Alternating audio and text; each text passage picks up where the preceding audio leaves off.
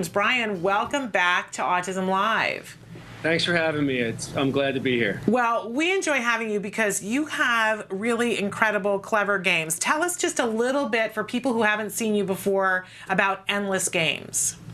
Well, Endless Games, we've been in business now since 1996, and we're old school. You know, we realize the value in the classic board game and getting your family and your friends around the table and putting your cell phone down and kind of rediscovering human connections through play.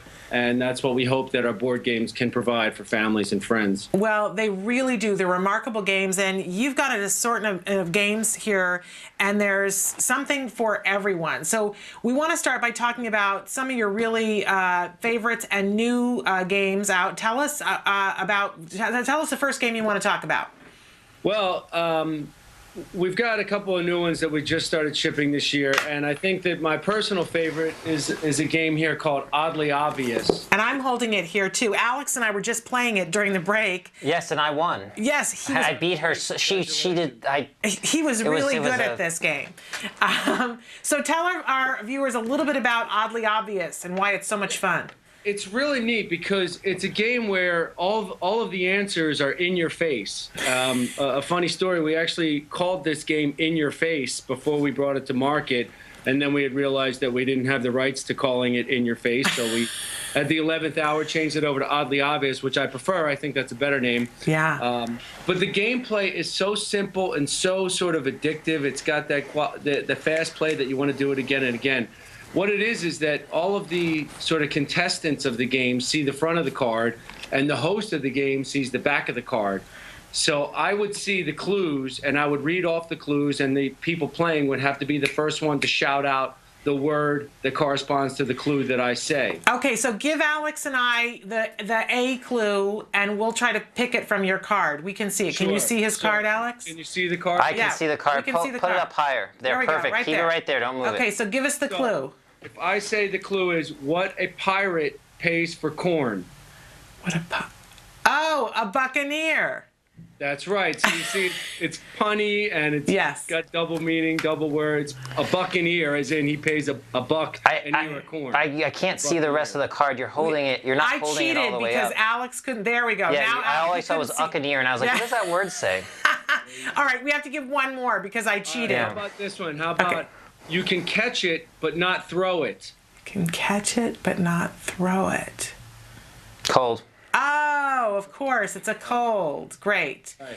And Alex just trumped me during the break. He was so good at this. And I have to say, I was surprised at how good my 10-year-old was at this game. Great game for working on language flexibility.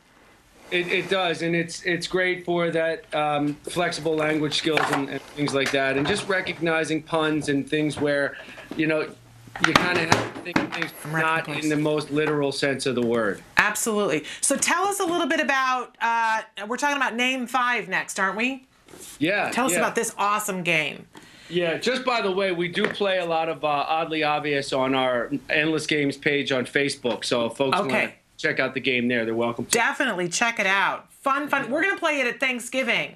So it's great. That's honestly, this is one of my favorite times of year because Thanksgiving dinner is the best time to get together with your family and break out a board game and just kind of, you know, reconnect with everybody. Absolutely. And if you play on teams, then you can have lots of age ranges. You'll find that it's really easy. But talk to us a little bit about NameFive. Sure. A great team game and good segue there. NameFive is one that you get a category and you have to come up with 5 answers in that category. And I say it's a great team game because some of the categories may be, you know, something that you, Shannon, might be an expert at, but maybe Alex doesn't know so well. Right. Or on the next question, maybe it's something that fits more into Alex's strengths, and he helps you out being your teammate. So, for example, can you name 5 Disney princesses? Ooh, okay. So Cinderella, Jasmine. Oh, my niece would be so angry at me. Belle, the princess from, I think she counts as a princess. Oh, sure. Does a Sleeping Beauty count? Sleeping Beauty, yeah. So we need one more, Alex. Help me out here. Snow White? Snow White. There we go. There you go. Ding, ding, ding, ding, ding. Was she a princess, though? They count as the Disney princesses. Yeah, they count because I think she married a prince at the end of Snow White. There you go. That's all you need, and that's right? all you need. Well, it's great that it's a team game because I think that's really important for teaching skills and working in teams to individuals on the autism spectrum. A lot of times you'll see kids in class and they'll do so horribly that no one will want to be in their group anymore. And if you start learning these games earlier on, then you get practice with teams and you sort of can foster that skill. Absolutely. And the classroom setting can sometimes build up some of that anxiety. So we hope that by having it in the board game setting, that anxiety and that trepidation is subdued a little bit, and that you're having fun. Absolutely. And so then the last one we want to talk about for a second before we take a break is you've been on the show to talk about this before. This is Autism Speaks seal of approval on this one. Awesome game, Korner'd. Tell us a little bit about this game, Brian. Yep, you and I have spoken about this one in the past, Shannon. It's a great game. It was really the game that kind of sort of led us to this interview today, and kind of led Endless Games into the area where we want to create product that has more benefit than just being something fun to do on a rainy day. And what Korner'd is it's a color pattern recognition game.